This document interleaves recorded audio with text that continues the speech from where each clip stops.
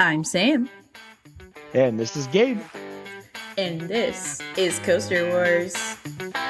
Alright, ladies and gentlemen, welcome back to the Coaster Wars podcast, where today we are talking about the world's longest coaster names. That's actually so true for this episode.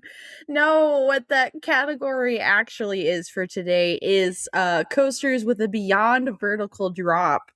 And these are going to be two fun ones to talk about. I'm excited for this episode. Yeah, they're two very similar roller coasters, actually. I was kind of surprised by that. Yeah. We actually managed to do that for once. For once, I feel like we've done that for the past couple episodes. Let's be I honest know. here. I know, It's we're kinda actually weird. getting good at this. Right? Oh my gosh. Holy crap, we actually have been doing a podcast for a little while. Yeah. These are two fun coasters, though, definitely. Two coasters, like my coaster definitely would probably not really be talked about very much on all of this podcast without a category like this. And yours, I think we've been trying to kind of shoehorn it in a couple of different places, but now we've kind of found like its home where it belongs. Yeah, because I don't think I was originally going to pick this coaster. I think I was going to go with Cannibal or something like that, or even Daredevil Dive or something. Yeah. But I was like, oh, it's beyond vertical. I'm putting it in. Well, Daredevil's drop is only 90, I thought. I didn't think it was beyond. Maybe I'm thinking of the one at Knoebels. Is it Impulse? Was that one beyond vertical? That one I don't remember. That one also might be like exactly 90. I'll look it up real quick. But while I'm doing that, why don't you introduce our fighters? Oh, yes. In the red corner, standing at a max height of 150 feet and reaching a top speed of 60 miles per hour. Hailing from the B&M Gym and the deserts of San Antonio, it is Dr. Diabolical's Cliffhanger. In the blue corner, standing at a max height of 74 feet and reaching a top speed of 43 miles per hour. Hailing from the Minnesota Mall of America and the Gerstlauer Gym, it is Spongebob Squarepants Rock Bottom Plunge. Let the fight begin. I loved listening to you introduce them because you are so right. They have the longest names on the planet. It's just excessively long. Like why didn't they just call the one in Texas like the Cliffhanger Machine or something like that? Like it's just a lot of syllables. It's too many syllables. And then honestly, I understand that like for the SpongeBob one, they had to use the full SpongeBob SquarePants name, but I guess. They really didn't. They could have just called it SpongeBob's Rock Bottom Plunge, or they could have just called it SpongeBob's Plunge. Yeah. Could have made this way easier on everybody. Exactly. Who? SBSPRBP. That's way more confusing. Let's not do that. Okay, we're not going to do that. We're not going to use abbreviations today. No, not today. We'll do what we did with the rack and just call it SpongeBob. And I'm pretty sure it's the only SpongeBob themed roller coaster we've ever ridden. So we just know that it's that one we're talking about. I bet there's more. I bet there's more out there though. Let's look it up. SpongeBob themed roller. I'm not saying that there isn't. I'm just saying it's the only one that we personally have ridden. I'm sure there's like a Nickelodeon. That is like the first one that comes up. I will say that. Yeah. Anyway. All right. Which one do you want to talk about first? You picked this time. I thought I picked last time. No, you get to pick this time. Okay, let's talk about SpongeBob first, and then we can get into Dr. Diabolical. SpongeBob, a Gerstlauer Eurofighter model. Mm-hmm. And this is a very compact indoor version. Once we picked this episode and knew it was coming up, I was like, I haven't been on this thing in like a long time. I've been on it more recently than you have. Yep. Actually, I was on it last year. Still, that could be a little while for a coaster. But anyway, I was like, I have to like look at pictures of this thing, and I actually have to watch a video of this thing run so I can get a like memory boost, whatever you want to call it. I love the Mall of America. First of all, it's just such an adorable little indoor park, and they have like the best long flu on the planet. Uh-huh. Uh-huh. And I this don't coaster's real quick, I don't know what episode it is, but we did do an episode on non-roller coaster theme park rides, and I talk about the lag flume here that at might Mall all of the way be America. back in season 1. Oh, jeez. I'll have to go looking for it. I'll put it Yeah. in the description, guys, because I don't remember. But Anyways. anyway, this is actually a fun little roller coaster. This is probably one of my more I actually like because I've been on a lot of different Eurofighters models at these like small little parks. This is probably one of my more favorite ones. Dang, And okay. I don't know. I was just like, I really like this little guy. He's a fun little roller coaster. Mm-hmm. I know, I feel like A little powerhouse roller coaster just because it's so compact. yes. I feel like unfortunately a lot of the times when a coaster is a quote unquote indoor coaster, you end up with just a wild mouse. And they do have a spinning coaster here, but it's cool to see something else besides that. And a lot I feel like there's a couple of these Gerstlauer Eurofighters that are like at indoor theme parks, quote unquote. And I do remember when we did go out to the Mall of America and I got to ride on this. And yeah, this has been quite a while for me. Uh, this thing was a lot of fun to ride. We rode it multiple times while we were there. Yeah, it's just a fun little roller coaster. It like I said, they had to make it very compact. Obviously the 47-foot top height is like in the ceiling, like in the rafters. Yes, watch a POV of this thing, and you never thought you'd say this. There's kind of a head chopper at the very top of the lift hill with the freaking ceiling rafters on Yeah. this ride. So like they built it as big as they could. But that being said, it's just a little powerhouse of a roller coaster with a very, very good first drop. And Mm-hmm. it's just I'm always a big fan of these Gerstlauer Eurofighters. They always have good inversions, good first drops. They typically have some form of hang time in them at some point. Like Mm-hmm. I don't know, I'm just a fan of Gerstlauer Eurofighters in general. Um, I'd say probably my favorite one though, like out of all of the Gerstlauers that I've been on, is probably the one in Colorado of the Defiance roller Yeah. coaster. Just Mm-hmm. because I mean it's hard to beat that. It's Yeah, hard to beat that. unfortunately. With But that, even why like don't you Oh, go ahead. but even like comparing this to like an Iron Shark or something like that, like this definitely holds its own, I think, in Mm-hmm. like their lineup. I definitely want to ride more of these. We gotta start getting on some more of these at some of these smaller parks across the US, I think. Yeah. I Yeah. think the thing with us is we have, at this point, we've hit a good chunk of the major parks out there. So when we take future roller coaster trips, it might be like we might have one or two big parks on the list, but we're going to have to start hitting more smaller parks to increase our cut counts if we want. Yeah, definitely. So, why don't you get into a layout of this guy? Okay. All right, so this coaster starts with a 90-degree turn out of the station to the left, and then that sends you into the vertical lift hill. One thing I always find funny about these Gerstlauers with the vertical lift hills is like they actually stop and I get to sit there and wait for the coaster to like lock in before it actually Yep. takes you up the lift hill. With that, you climb all the way up to its top height of 47 feet as you're staring basically at the roof of the building the entire time. Yeah. And it just creeps up over the top of the lift hill. You get a nice view of the amusement park. And then that sends you down the beyond vertical drop, which I believe comes in at, is it 97 degrees? I think Yes. that's what you put, yeah. Yes, 97 degrees. So after the drop, you got a slight turn to the left that sends you into its vertical loop. Yes, an indoor vertical loop. After that, you have a small bunny hop speed airtime hill, which then sends you into its overbanked turn.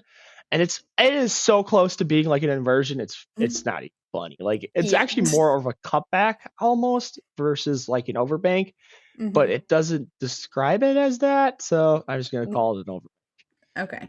It does give you a little hang time too in that element, and that sends you into my favorite moment on this roller coaster, which is the elongated heartline roll.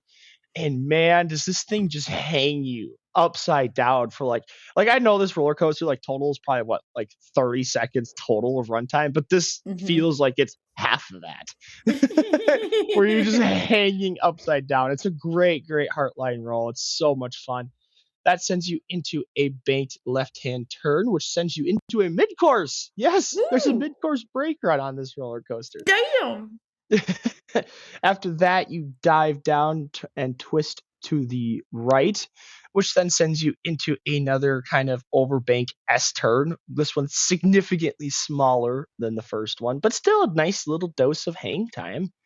You then twist down and go into a upward banking helix, which then sends you into the final brakes.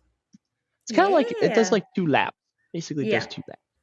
I wonder, since you got a rewrite on this, how does that Heartline roll? Like I know it's probably not anywhere near the same, but how does it compare to the Lagoon roll?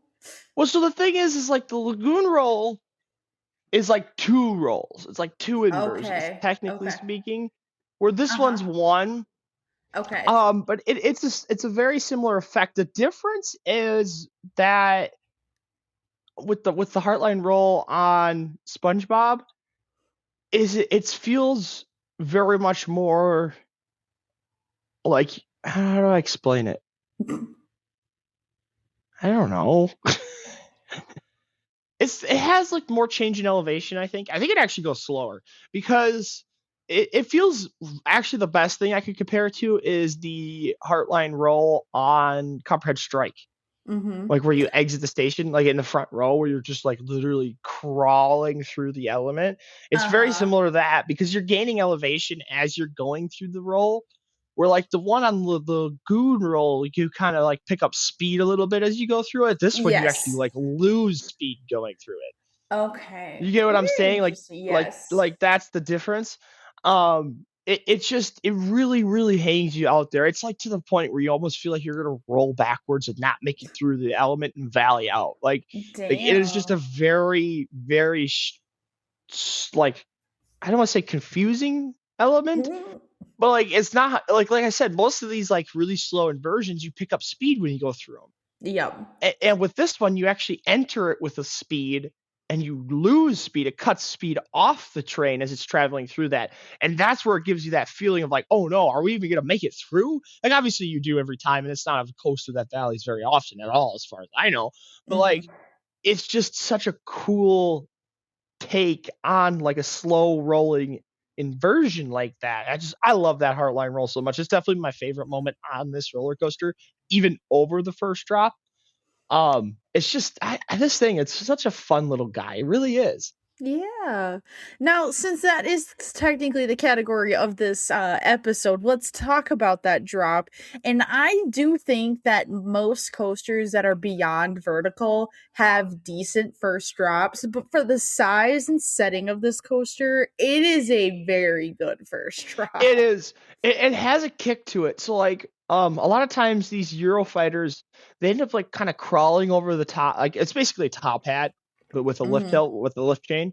They basically crawl over it. Some of them like especially like these beyond vertical ones actually have like trim brakes at the top. Like Cannibal has trim Yep. brakes at the top just because it's such a steep drop. This one is to the point where it's steep enough where it could almost have that, Mm-hmm. but like it doesn't. So it really whips, especially like if you're in that back row, which is also it's always hilarious to me. These are 2 row cars. They're not trains. They're 2 row Yeah. cars, right? The back row always is better, even just being that little bit further back. And so like this thing really whips you. It's a very short burst. I wish the drop was a little taller, but it is an aggressive short burst of ejector airtime. You kind of almost whipped over that top hat. Like it's almost to that point where it needs that trim brake, but it doesn't have it. So like it just really yeets you out of your seat. It's such a good moment. It makes me wonder if exactly like you're saying, like it's kind of at that cusp and they're just kind of like, let's leave it out. Well, this is an older roller coaster too, from what I understand. It was built in 2008. So, Dang. back then they were able, maybe we don't have to worry about it as much as that's what they would do now. But yeah, it's a perfect amount of steepness Hmm. without any trims on it. It's just right at that perfect sweet spot almost where you want a coaster to be. And it is, like I said, it's an aggressive moment, especially the back row. This Hmm. coaster has a couple moments like that. So like the first drop, that little speed airtime hill I was is gonna another ask little about yeet that. moment. It's just so short that it's not very sustained. And then the other thing too is even like in the vertical loop is almost as tall as the first drop. So it Yes. also kind of has hang time at the top of the vertical loop too. Like this coaster, it's funny. The more and more I talk about it, this thing's underrated. It really is. I think some of that just has to do with being in Minneapolis. Like there's not a Yeah. lot of reasons to go up there as a coaster enthusiast. So like, because even like their outdoor park in Valley Fair is not a, you know, right home fly into Minneapolis to go visit type of park. So I don't know. This coaster's fun. It's a little powerhouse. It has some really good ejector moments as well as some really, really good hang time. Talking about getting to this coaster, I think when me and you went there, that's when I was working up in northern Wisconsin, and it literally was only like a 2-hour drive for us. Yes. Well, So, I've been there multiple times now. It's usually a place I like to visit in the winter when I'm like need my roller coaster fix. This year I didn't make it yeah. out there just because I've been so busy doing other stuff. Hmm. I really need to get on some roller coasters, man. Oh, Six I Flags Great America agree. opens this weekend, next weekend. Yeah.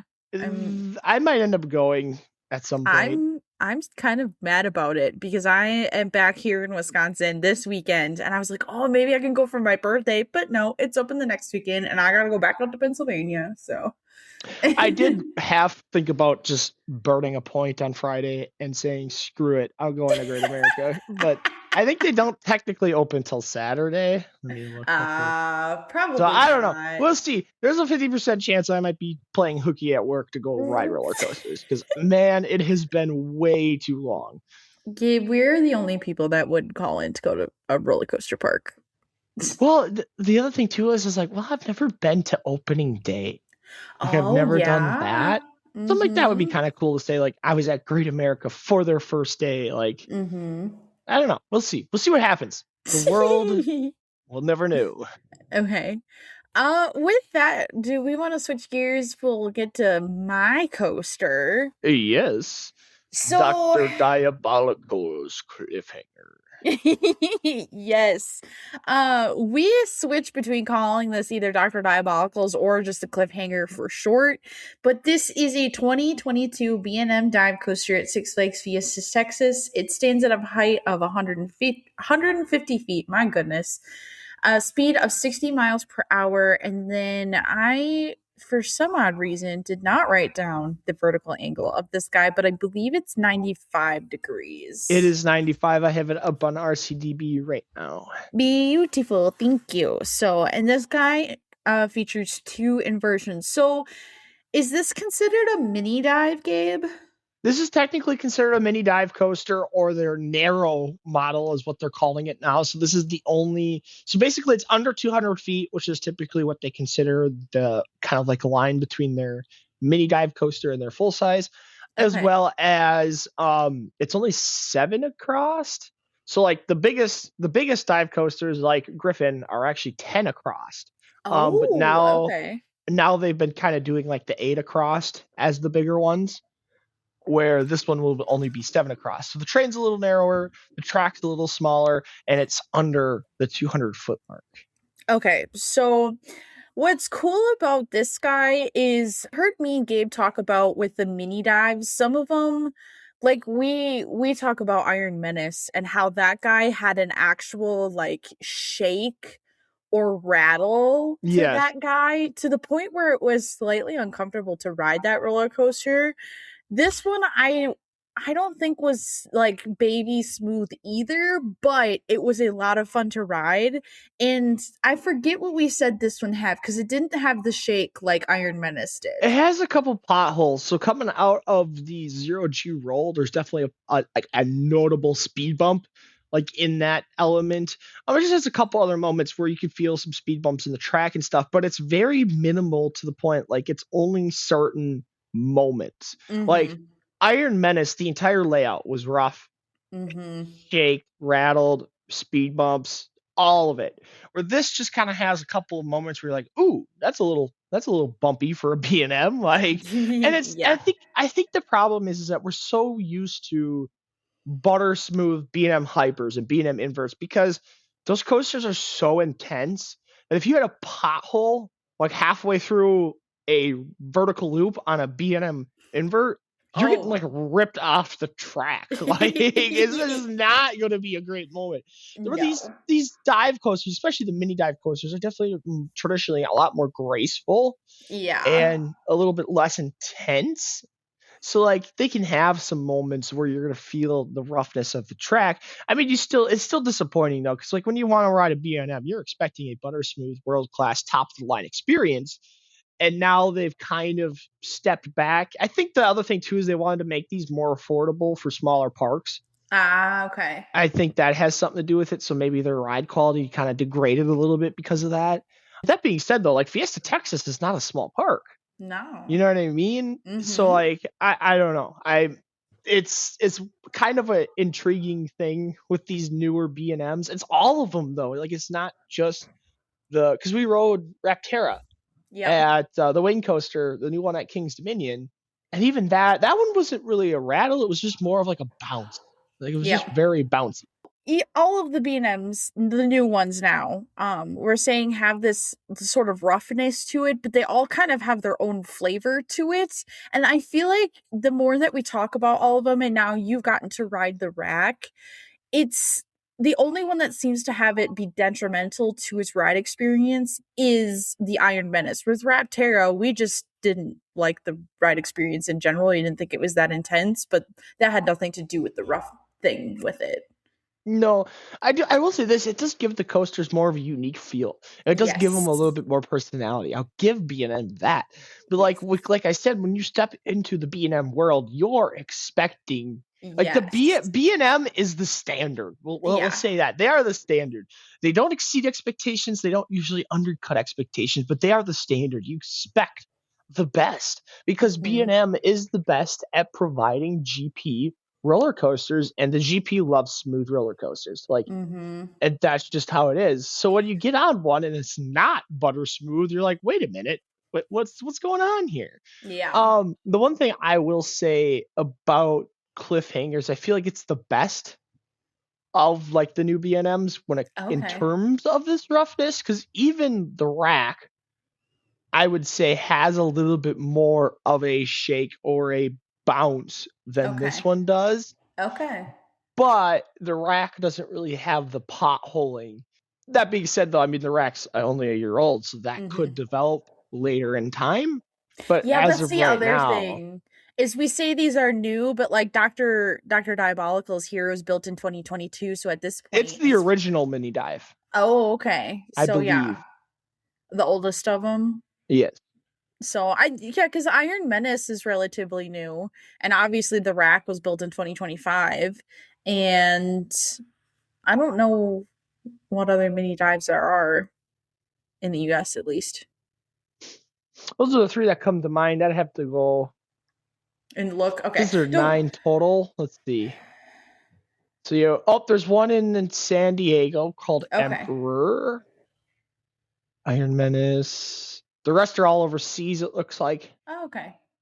Yeah. So because Baron 1898 that's in into the Netherlands.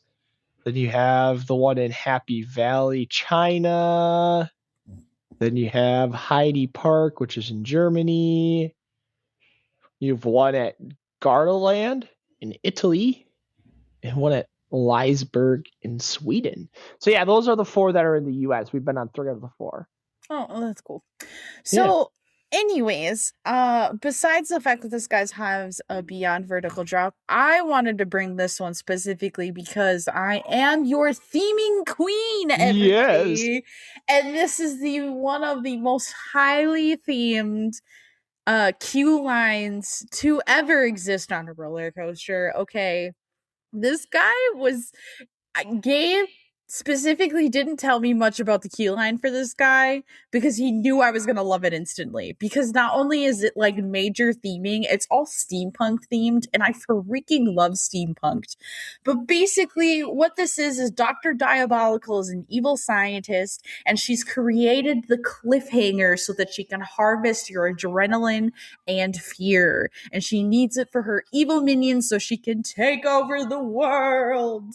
And so you're led into this room and you get a whole gosh darn pre-show. And then you go into a second room and you get another little bit of pre-show with a talking mechanical owl, and then you're finally let into the queue line. And then on top of that, the theming then extends into the actual roller coaster itself, because on the lift hill and then on the mid-course break run, you can hear music playing, and then Dr. Diabolical comes in saying, "I need more fear." And this thing was so fun. And on top of that, we also were there during Fright Fest. If you go back and listen to our Fiesta Texas Trip Talks episode at the beginning of the season. So like this just fit the theme of Halloween, and it was scary. And like when we were walking up to the roller coaster, some of the like supports are painted. It's either blood or rust. Both fit. So this thing was just a lot of fun. I could see how the queue line could maybe get a little cheesy if you like did what we did. We were very fortunate. We were able to ride it like a bajillion times. But the very first time that I rode it, this was a lot of fun and it made it very entertaining, my first ride. Yeah, the one thing I will say though too that we didn't catch is there is a re-ride gate. Remember we saw it at the very end of the night. We kind of saw it as we were like getting ready to leave. I So totally I forgot don't about that. know. We didn't get to try it out. We didn't get to test to see if it was unlocked or not. But there Mhm. is a sign that does say re-rides right there as you're coming Okay. out the exit. So I don't know if that's something that we'll have to try out in the future and see if that actually works or not. I don't want to tell Yeah. people like, hey, this is 100% something you can do. Yeah, But because like we that, didn't I get to think do that it. is an option. Okay. And to skip the whole pre-ride sequence. That being said, this coaster is the one coaster that on my return trip to Fiesta Texas did not move. So Yep. like, and I know that's a little confusing because like I said that the Rattler, because when I left Fiesta Texas the first time, this was my favorite coaster there. And it didn't really change because this coaster moved. It changed because the Rattler kind of improved, in my opinion, in my Mhm. re-rides. That Mhm. being said, this coaster is just such a blast. It's another fun coaster. It is like, I know 150 feet, it sounds kind of like, but it's one of the bigger coasters at the park. And Yeah. it's such a fun roller coaster. I love the pre-show. It's a very, very well done theming experience for a Six Flags park. That's for sure. Yes. This has probably got to be Yes. one of the best themed Six Flags roller coasters in the entire chain. Like, Yeah. just Mhm. very, very well done in that way, shape and form. And it's just, this is another coaster that is just a really graceful, fun ride experience.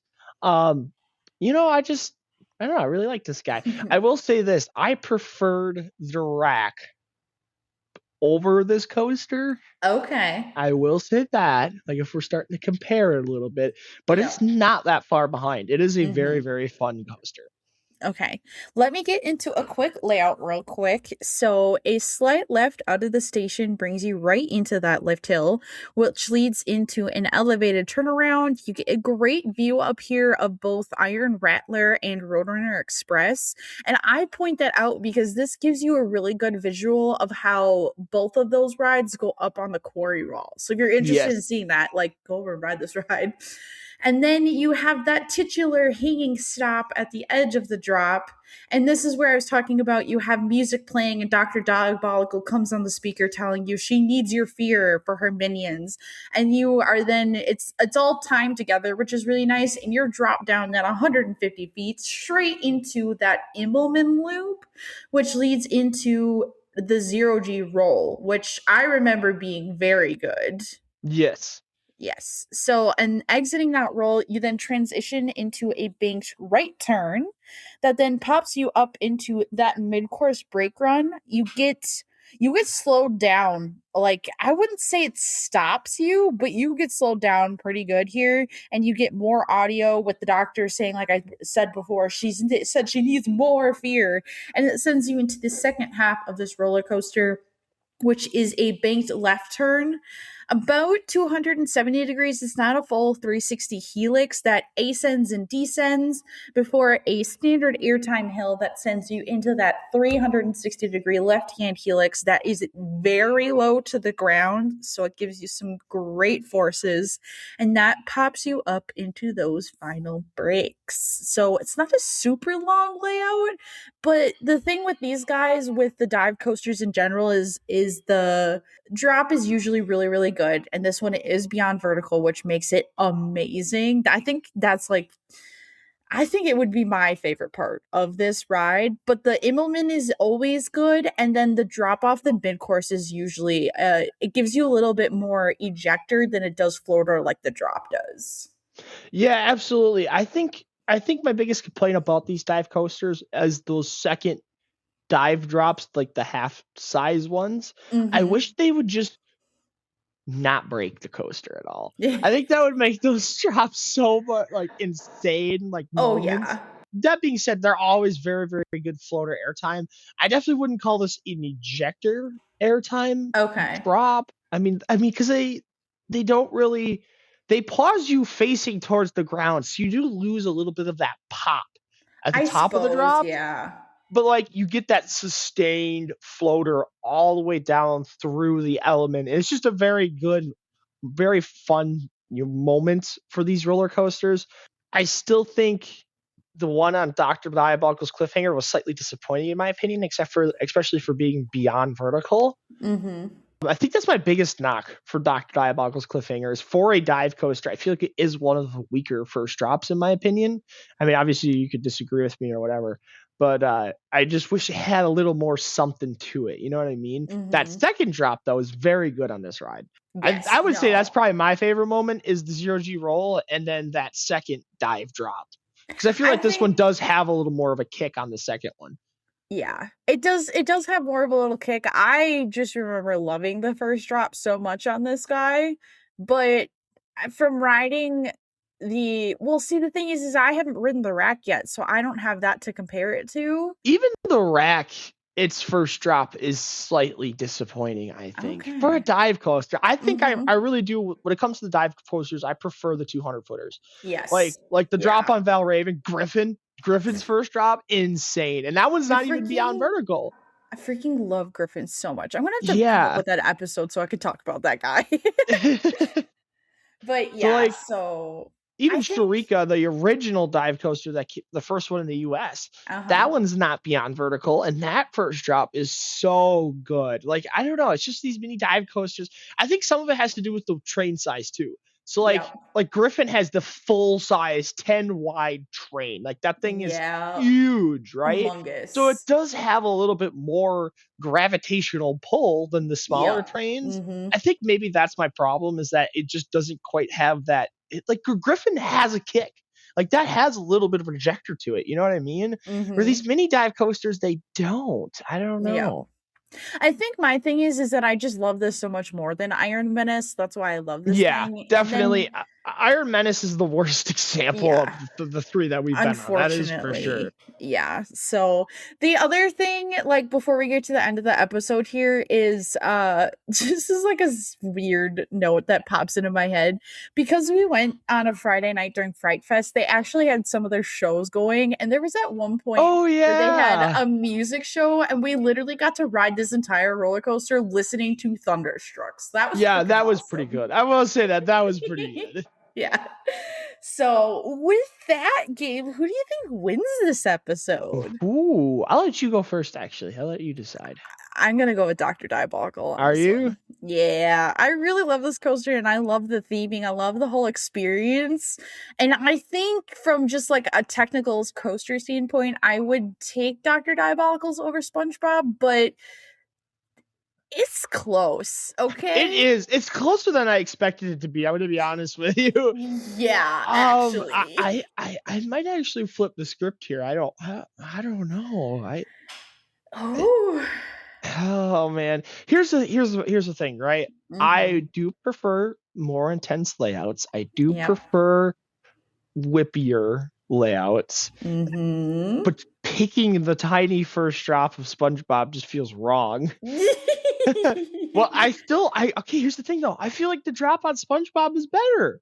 Like now that I'm actually Yeah. thinking about it and talking about it and like having the conversation, it's just this coaster gets so forgotten sometimes just because it isn't a significant roller coaster. And in all honesty, because it is smaller, it whips you down it so fast, and it is just a teensy bit steeper. So I could see But how that would make it better. I'm going to tell you what's going to do it for me. It's the hang time. I just love Okay. I love a great You do. hang Yep. time element, and the heartline roll on this roller coaster just chef's kiss.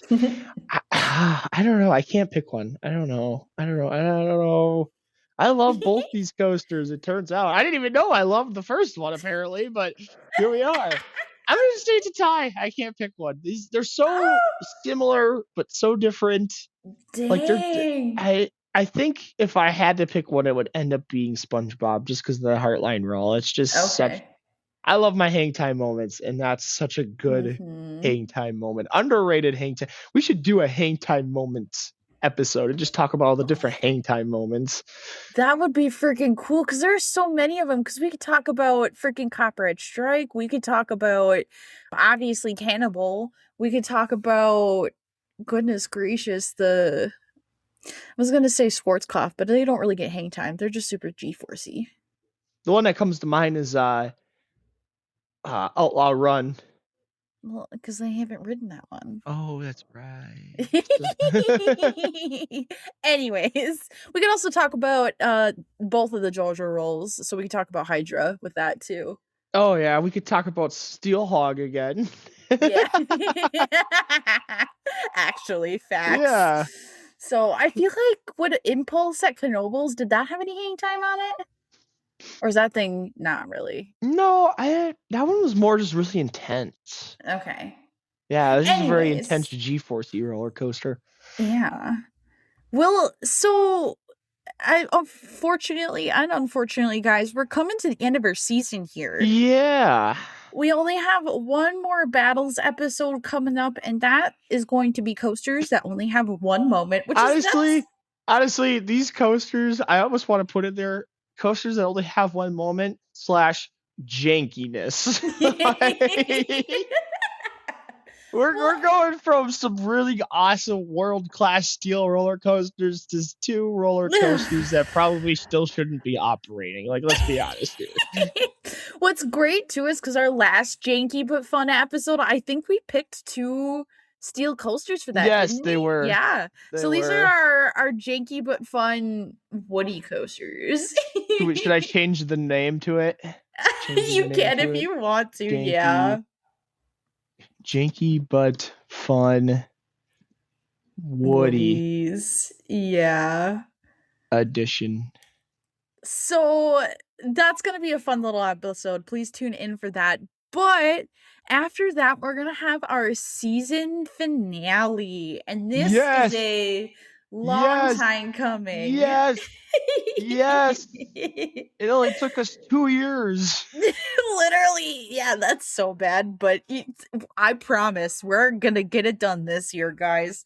So we're doing a Coasters 101 episode on the namesake of our podcast, the Coaster Wars, and we're gonna make this a 2-part, like, extravaganza. If anyone listened to last season, our 2-part episode on the Son of Beast, we called it our Son of Beast special.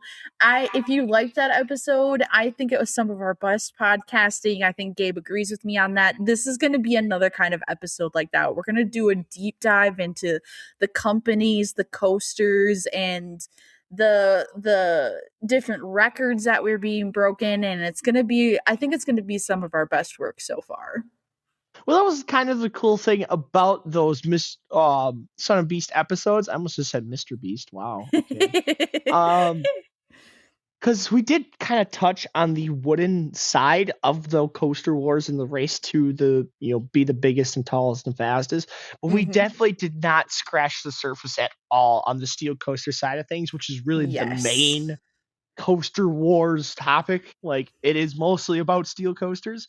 So that'll be very, very fun. I mean, it's a crazy time period for roller coasters, as well as we got some of the best roller coasters on the planet from this time period. So it's going to be fun. It's going to be so fun.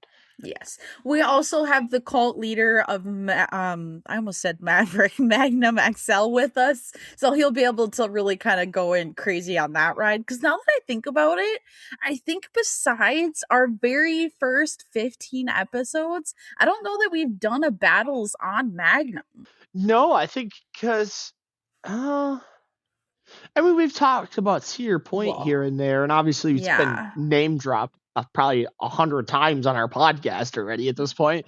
But billion, I don't think we did actually like a traditional battles on Magnum. Yeah, so obviously we're probably not going to do like a super in-depth, like we won't do a full layout and stuff, but it's the coaster that started the coaster war, so we're going to definitely talk about it a lot and go a little in-depth on it. So for sure, it's my baby, it's my love. Exactly. I'm going to make you a t-shirt that says Magnum XL Cult Leader. Anyways, everybody, thank you so much for listening this week, and join us next week for Janky but Fun Woody Edition. And I hope you all have a great day.